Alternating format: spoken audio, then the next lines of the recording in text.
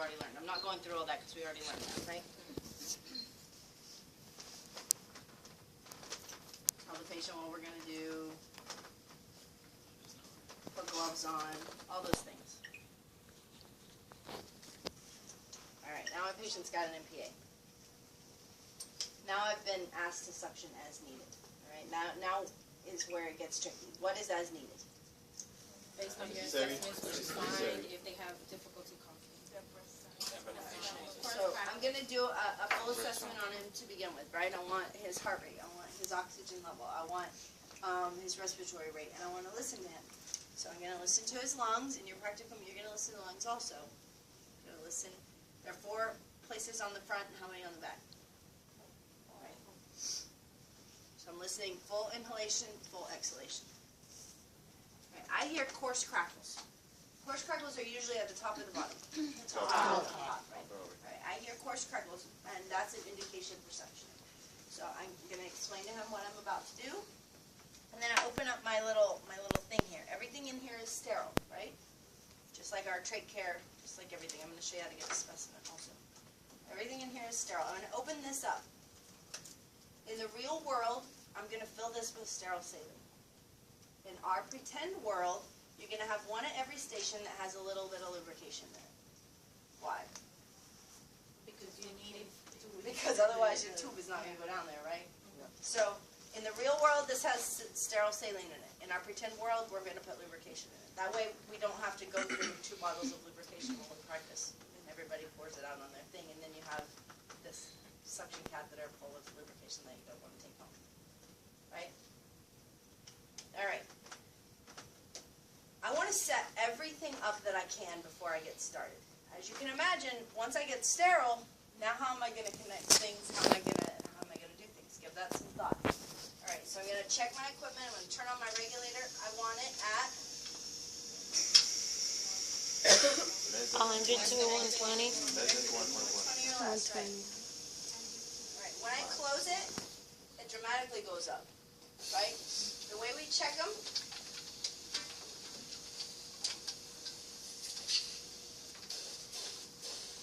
Close it just a little bit.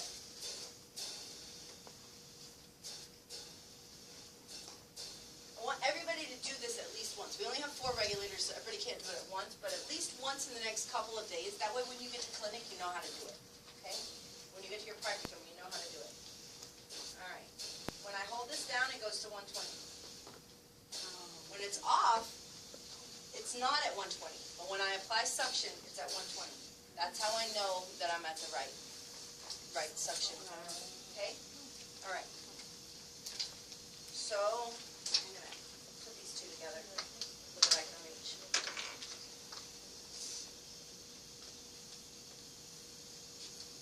There are some things that help you as an RT, like the bed rails. If I lay this on here, it's going to just fall off, right? But as an RT, if I learn to loop things, it doesn't just fall off, which will help you in the real world. All right, I'm going to put gloves on.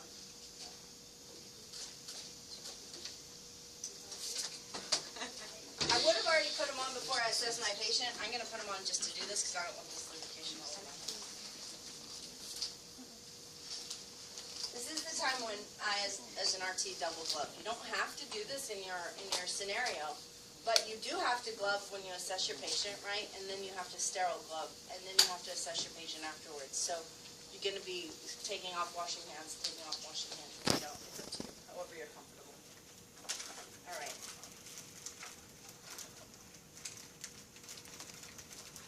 I have my little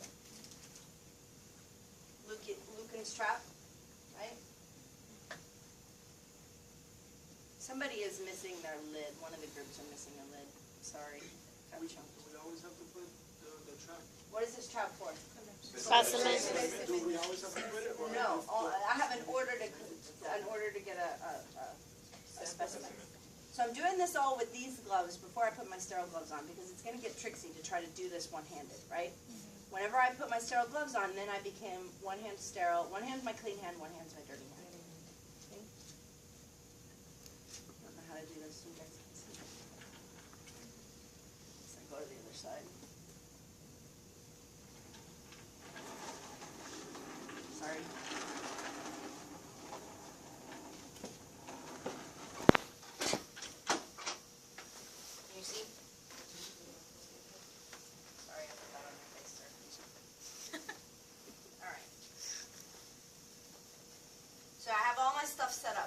just leave it right here, okay? It's not in anywhere dirty. It's right beside his head. Now I have my sterile gloves and my saline. My sterile gloves and my suction catheter are in this nice little packet that you have. Note how it is, because on day of practicum you're going to get a brand new set. So you're going to not want it to be a surprise when you open it, right? When you open it today, you're just going to be opening it and you won't note how it is. So I would put it back. If I were taking the practicum, I would put it back together the same way. All right. Remember when we opened our sterile gloves and we made that box? The same kind of theory here. All right. I have my sterile gloves and I have my suction catheter. Look, my suction catheter is in a sterile box all by itself. That allows me to touch this with my dirty hand and not contaminate it with my clean hand, right? So I've already touched this, now I can't touch it again with my sterile hand. I'm going to put my sterile gloves on the way I know how.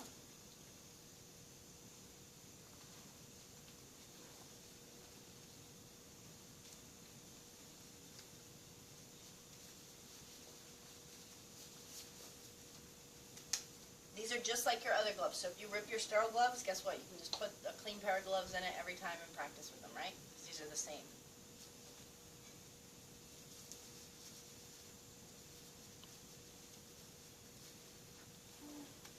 Have a rogue pinky. Should be doing away. That doesn't feel right.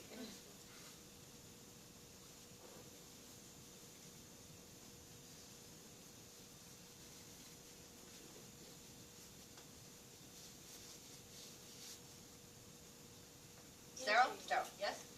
Alright, so this is going to be my sterile hand from now until I finish the procedure. This is going to be my dirty hand. Clean hand, dirty hand. Clean hand, dirty hand. Alright, so my dirty hand is going to pick this up, right? It's easiest if I haven't touched this at all. When you first open yours and it's all sterile, that's the easiest, because then I can hold it with my sterile hand while I connect it. But since I already touched it, I can't do that. So if you don't touch it as you open it, then you can pick it up with your sterile hand, right? I want to get this out. This is sterile, right?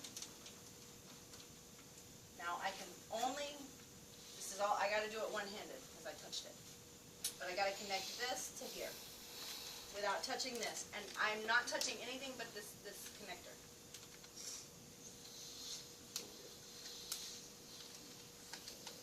I'm going to put it on his face only to show you. I wouldn't do this in real life. Whacking. So I'm connecting this. It can be done. So if you screw up in your practicum, I'm showing you it can be done, right? Okay. Alright. Now I have this sterile pack. I'm going to pull this out of the sterile pack. These things are like a rubber noodle.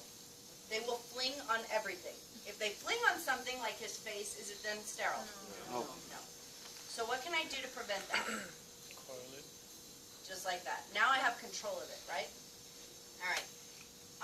For our patients that were NT suctioning, we then want to lubricate this because we don't want to go down their nose without it lubricated, right? I have control of the end at all times. If I don't have control of the end, then it can touch something and break my sterile field. For our purposes, we have a lubrication that I put in here, right? I don't know which side I put it in, I can't tell. Alright, so this is lubricated, and it's still, this is my sterile hand, it's still sterile, right? I'm going to touch this with my dirty hand.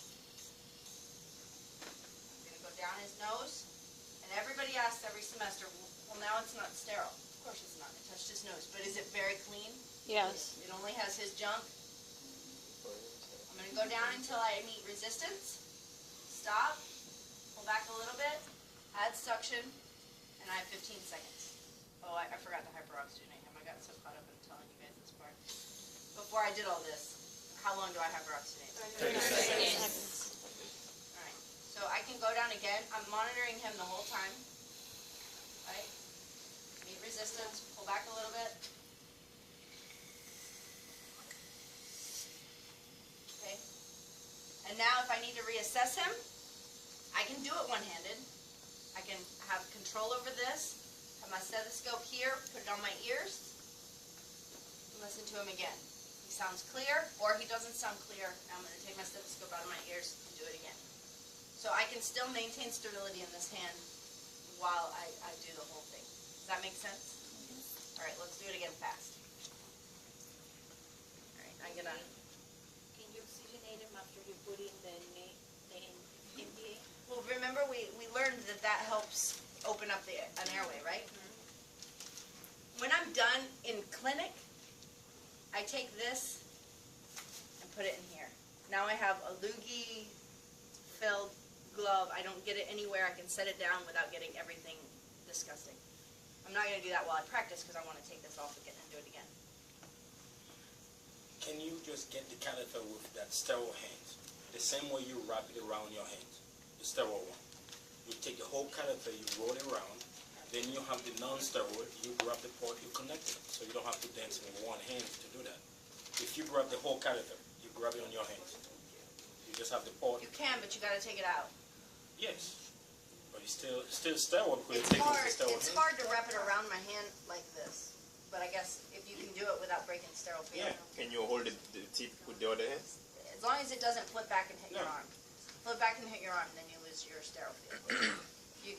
I wouldn't do that because I'm not that graceful. I would definitely screw that up.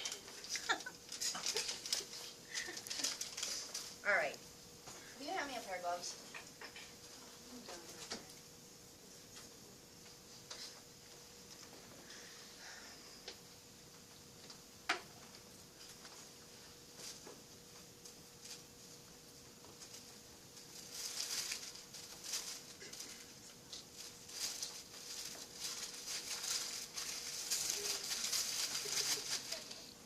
All right.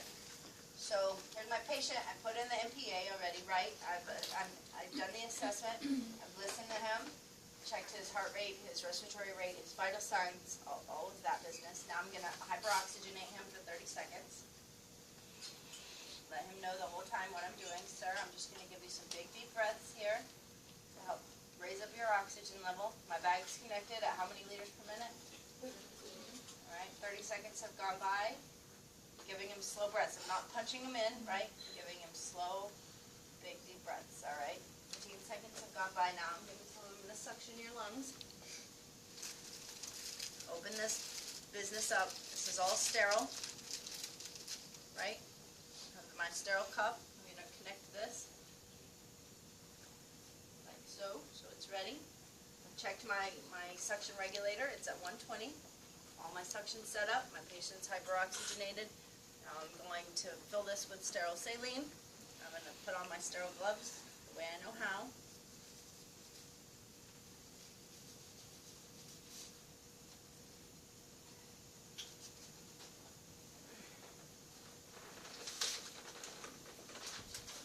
Okay back there? Did you doze off? Fall off the bed? Alright, now I'm sterile. And this is sterile because I haven't touched it, right? Now I can pick this up. I'm sterile. I can get this all ready. Go ahead and connect this.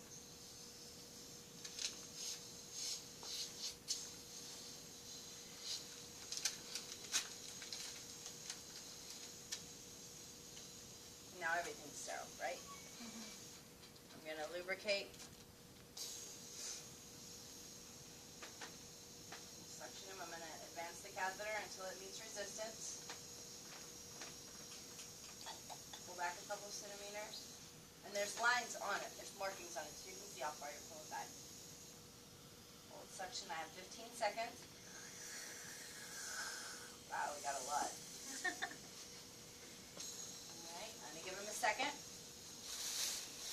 Now, in clinic, it doesn't go this smoothly, right? If I were to cram this down your throat, the odds that I'm going to go straight into your lungs with no coughing, no gagging, no troubles are real small.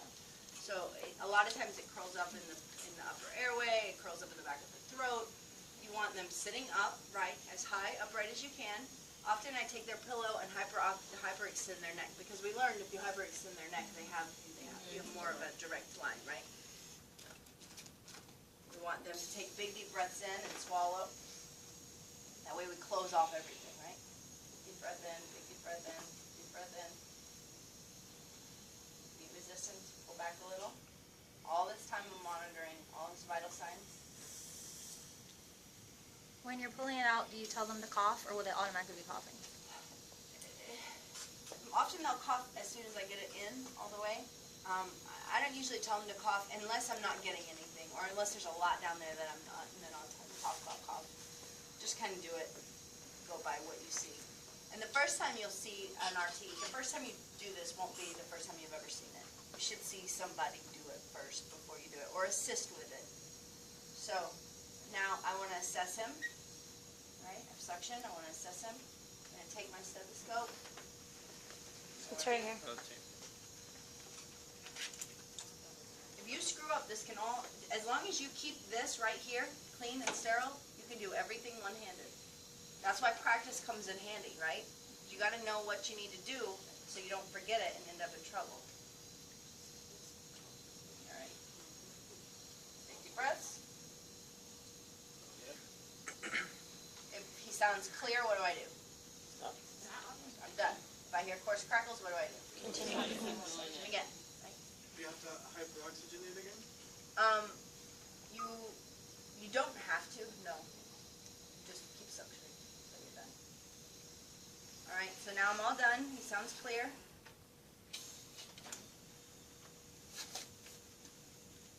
Now I have clean gloves to deal with this, right? I don't have lubricated sputum gloves.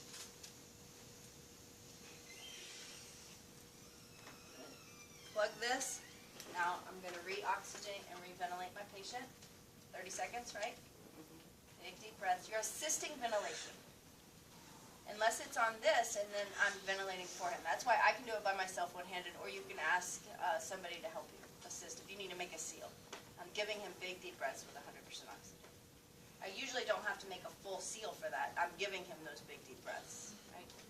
I'm watching him breathe, trying to coordinate it with his chest. All right. So my patient is good. I've reassessed him. I've checked everything. I've looked at his vital signs. I've looked at everything. Now, he's okay. I don't take this out because that's pretty traumatic to just take that right back out, right? I'm going to leave it in case he needs to be suctioned again. All right?